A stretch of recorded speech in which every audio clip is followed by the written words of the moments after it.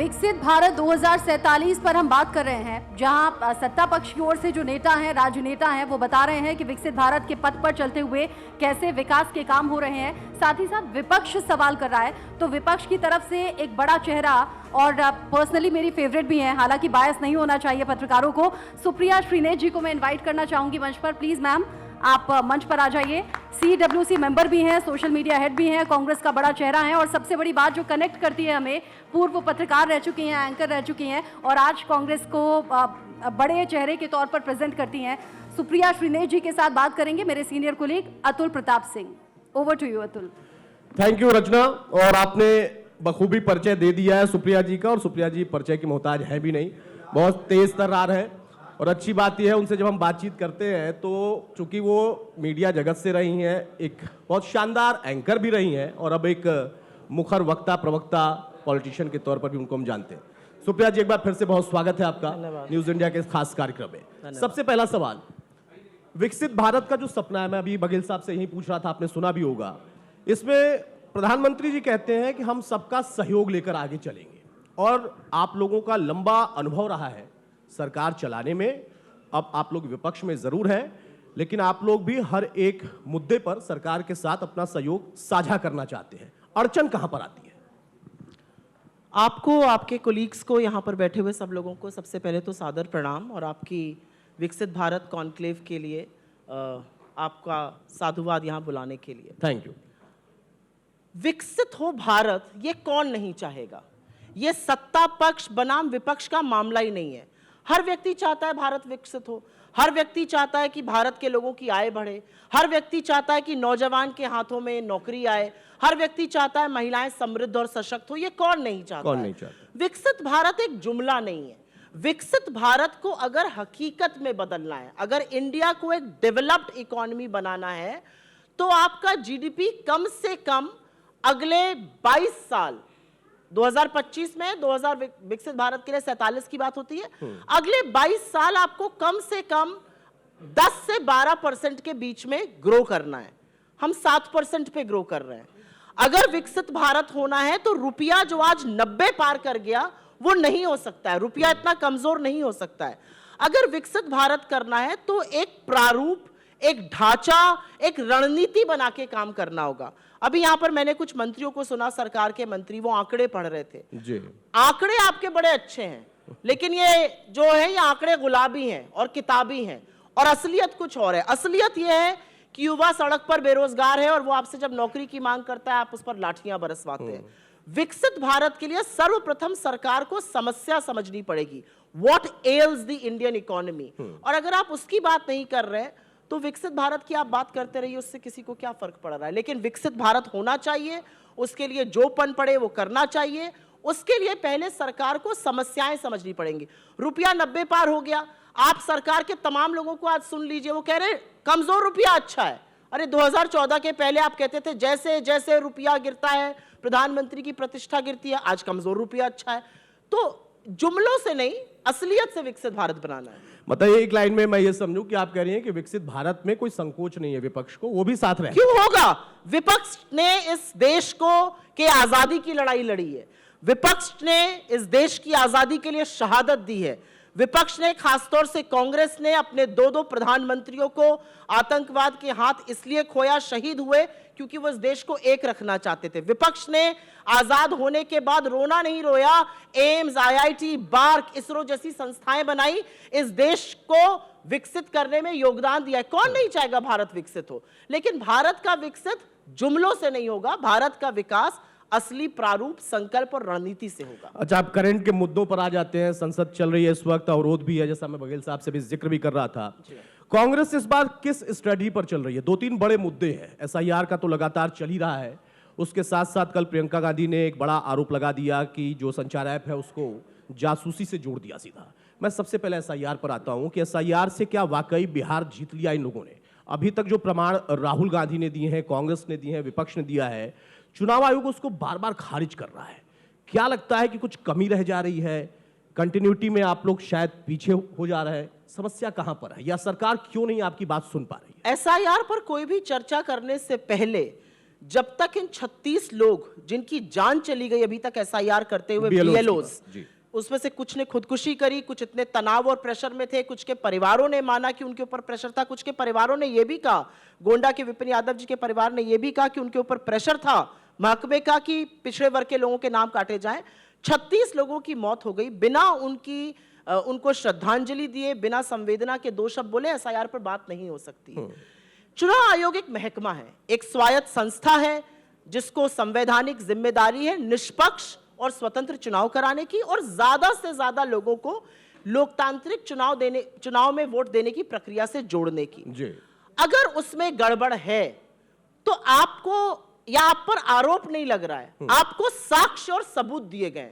राहुल गांधी जी ने अपनी 3 press conference, चाहे वो मधेपुरा के ऊपर हो या आलंद के ऊपर हो या हरियाणा के ऊपर हो, उन्होंने बेबाकी से आपको सबूत और साक्ष्य दिए हैं। अगर कोई और संस्था होती तो वो पलट कर कहती आप खामियां गिना रहे हैं, अच्छी बात है, हमें इसको सुदृढ़ करना है, हम इस पर काम करेंगे। आप कलम तोड़ करके प्रेस कॉन्फ्रेंस करते हैं, डायलॉग बाजी करते हैं, आप कहते हैं मां बहनों की फोटो कैसे दिखाई जाए।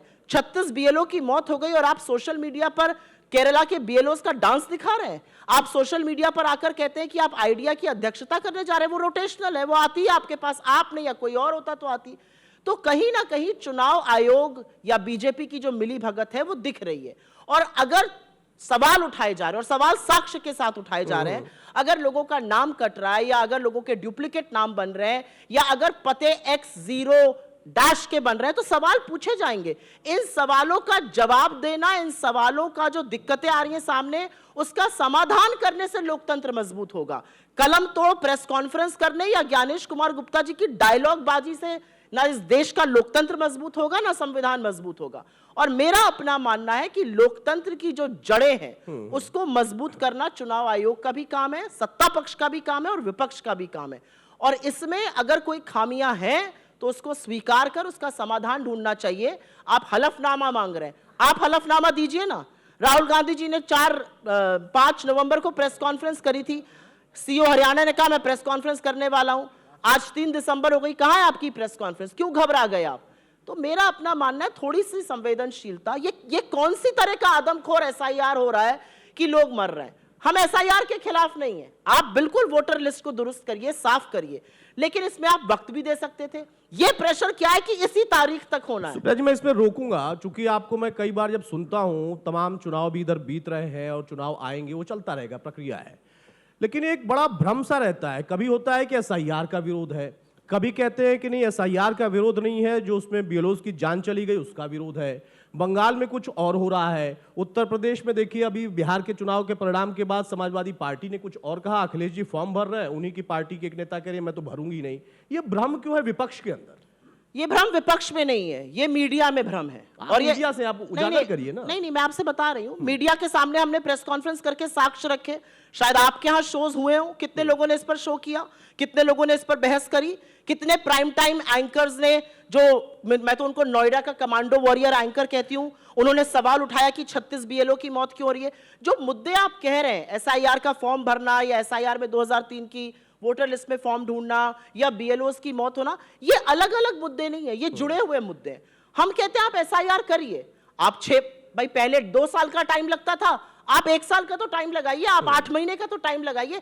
1 महीने में एसआईआर पूरी होने का मतलब है जिस तरह की मौतें हो रही हैं, और ये यंग लोग मर रहे हैं, परिवार तबाह हो रहे हैं, कहीं पर मां, कहीं पर पिता मरे जा रहे हैं, छोटे छोटे बच्चे। इसके बारे में कौन, मतलब इस पर चर्चा होना आपको लगता है गलत है? मुझे लगता है चर्चा होनी सही बात है। आपत्ति इस बात की कि इतनी जल्दबाजी क्यों है एसआईआर? मतलब ऐसी कनपटी पर कट्टा रखकर, और ये मेरे शब्द नहीं है, ये शब्द इस देश के प्रधानमंत्री के हैं, अनपार्लियामेंट्री हो तो ये उनकी गलती है। बीएलओस की कान पर कनपटी पर कट्टा रखकर एसआईआर क्यों कराया जा रहा है? इसमें ज्यादा वक्त दिया जा सकता था। जितने भी बीएलओस की, सर्वेश जी की जो मौत हुई, सर्वेश कुमार सिंह जी की जो वेस्टर्न यूपी के बीएलओ थे, उन्होंने रोते हुए कहा कि मैं करना चाहता हूं, मैं पहली बार बीएलओ बना हूं, मेरी 4 छोटी छोटी बच्चियां हैं, लेकिन मैं नहीं कर पा रहा हूं और मेरे ऊपर इतना प्रेशर है कि मैं अपनी जान दे रहा हूं।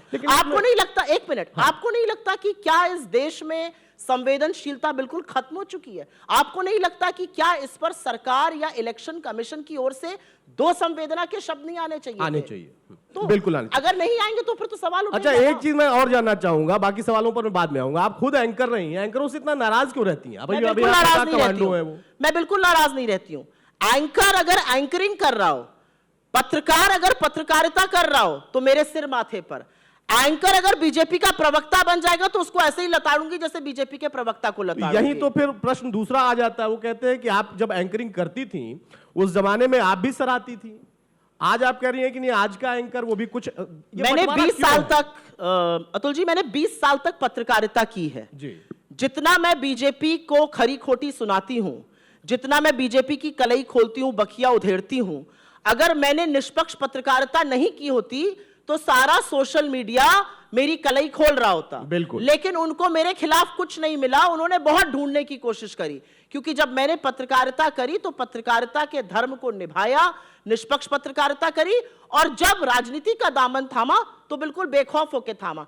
आप बीजेपी के प्रवक्ता से ज्यादा बीजेपी को डिफेंड करिएगा शो पर, और फिर आप चाहते हैं कि मैं आपकी इज्जत करूं, आपके इन द सेंस मीडिया की, नहीं, मैं तो समझ वो नहीं गया। हो हाँ, सकता हाँ। है। मैं आखिरी एक सवाल लूंगा, चूंकि आपके ऊपर एक बड़ी जिम्मेदारी ये भी है कि आपको उस पार्टी का सोशल मीडिया, उनके मीडिया, ये सारी चीजें प्रवक्ता के तौर पर आप बातचीत करती रहती, लेकिन लोगों के बीच में भी एक पैठ बनानी है, आम जन भावना लोगों को पहुंचाना है, और पार्टियों की जो हकीकत अभी है, आपकी ही पार्टी कि आप क्या जनता के बीच में है, जमीन पर है, इसको आप जोड़ने का काम करती है। क्या लगता है कांग्रेस उसके बाद भी लगातार परफॉर्मेंस में पीछे क्यों जा रही है? कहां कमी है? नहीं, मुझे लगता है कि चुनावी जीत हार की तरफ आप चलती इशारा रहती कर रहे हैं और उसकी बात कर रहे हैं। चुनावी जीत हार लगी रहती है, और जिस तरह से लेवल प्लेइंग फील्ड पूरी तरह से डिस्ट्रॉय हो चुकी है, मैं इसको निष्पक्ष और स्वतंत्र चुनाव नहीं मानती हूं। अगर वोटर लिस्ट में 62 लाख नाम कटे बिहार में और 20 लाख ऐड हुए, और उसमें से 5 लाख ऐसे नाम थे जिन्होंने फॉर्म 6 ही नहीं भरा था, वो कौन लोग थे इसका जवाब नहीं आता, तो ये निष्पक्ष चुनाव नहीं है।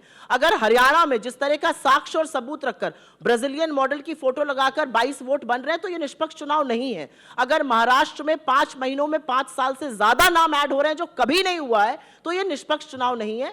मेरा अपना मानना है चुनावी जीत हार लगी रहती है। कांग्रेस पार्टी का काम है लोगों के मुद्दों को उठाना, लोगों की आवाज बनना, उन खामियों को उजागर करना जो हमें जनता ने विपक्ष में रखकर जिम्मेदारी दी है, और वो सोशल मीडिया की हेड होने के नाते, या प्रवक्ता होने के नाते, या चुनावी राजनीति से संबंध रखने के नाते, जहां तक मैं कर सकती हूं, मैं बिल्कुल पुख्ता और पुरजोर कोशिश करती ये हूं। अच्छी बात है कि आप बेबाकी से इस चीज को स्वीकार कर रही है कि हम जहां कमजोर हैं, लेकिन उस पर हमें मेहनत करना है। एक छोटा सा और सवाल, बंगाल में कांग्रेस को आप कैसे देख रही हैं? क्या परफॉर्मेंस रहेगी? मुझे लगता है कि बंगाल का चुनाव जब सामने आएगा तो तस्वीर ज्यादा साफ होगी, लेकिन जो अभी बंगाल में चल रहा है, जिस तरह से बीएलओ खुद सड़क पे उतरे हुए हैं, मुझे लगता है कि ये सत्ता पक्ष के लिए, दिल्ली के लिए चिंता का विषय है, और इस पर शायद गंभीर चर्चा भी होनी चाहिए, और इस पर कोई सलूशन निकाला जाना चाहिए। बहुत शुक्रिया सुप्रिया जी हमारे साथ जुड़ने के लिए इस चर्चा में। सुप्रिया जी, जी, अच्छा प्लीज माइक ले लें। कर रहा था सुप्रिया जी, मेरी आपके कुछ बड़े नेताओं से बात भी हुई। एक समय ये लग रहा था कि जब राहुल गांधी और तेजस्वी की यात्रा हो गई थी, एक तरीके से फर्स्ट फेज में अगर बात करें, तो कांग्रेस और आपकी जो एलाइज थे वो बहुत अच्छा जो है ग्रो कर रहे थे। लग रहा था कि आपकी सरकार वहां बनने वाली है। ऐसा बीच में क्या हो गया? ऐसा इतना बड़ा गैप कैसे आ गया? उसके बाद फिर उसमें नए नए नेता आ गए, और उसके बाद सारा समीकरण जो है वो फेल हो गया।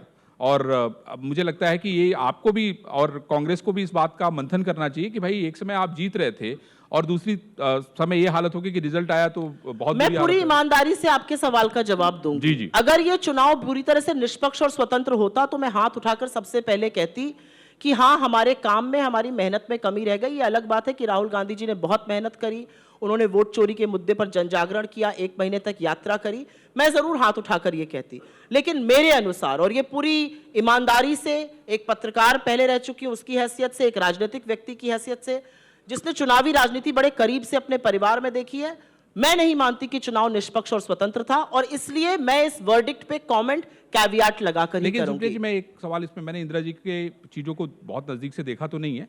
जब हम लोग छोटे थे तो पढ़ते थे, सुनते थे, समझते थे, वो दौर भी हमने देखा है।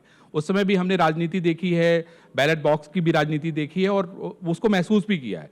आपको क्या लगता है कि हमेशा इस तरह की चीजें नहीं, पहले भी तो होती रही होंगी, ऐसा तो नहीं था कि नहीं आपको होती थी? लगता है कि पहले इस तरह की चीजें थी कि हर वोटर के मन में संशय हो मेरा वोट रहेगा कि नहीं रहेगा? मैं आपको छोटी सी बात बता देती हूँ। जी। महाराजगंज से आती हूँ और 5 दिन महाराजगंज में बैठी रही और हर विधानसभा में छोटे छोटे सेल खोले रहे, लीगल और अदरवाइज, कि एसआईआर में लोगों की मदद हो सके। और असलियत यह थी कि बेधड़क तरीके से लोगों के नाम कट रहे थे, छोटी छोटी खामियों से कट रहे थे। मैं जो इतनी अपने आप को सशक्त मानती हूं, मैं डिजिटली लिटरेट हूं, मेरे पास हमेशा 2 लैपटॉप रहते हैं, लोग हैं जो मेरा काम कर सके, मुझे अपने परिवार में एक व्यक्ति का 2003 की वोटर लिस्ट, जो वहां पर रजिस्टर्ड नहीं थे, बाकी हम सब लोग बचपन से ही जब भी वोटर बने वहीं पर रजिस्टर्ड थे, उनका नाम ढूंढने में मुझे एक दिन 9 घंटे अपने लगाने पड़े। कितने लोग हिंदुस्तान में जिनको खेती करनी है, अभी हमारे यहाँ सालक का वक्त चल रहा है, शादी ब्याह अभी कटाई हुई है धान की, कितने लोगों के पास ये वक्त है या ये साधन है कि वो इस तरह का टाइम दे सके या इस तरह की खोज कर सके? मुझे लगता है कोई भी नियम या कोई भी कानून लोगों की सहूलियत के लिए बनना चाहिए। सारे देश को पेपर खखोलने में लगा दीजिए। अब कल तक पेपर खखोला जा रहा था, अब कल बोला गया भाई अब आपके टेलीफोन में सरकार झांकेगी।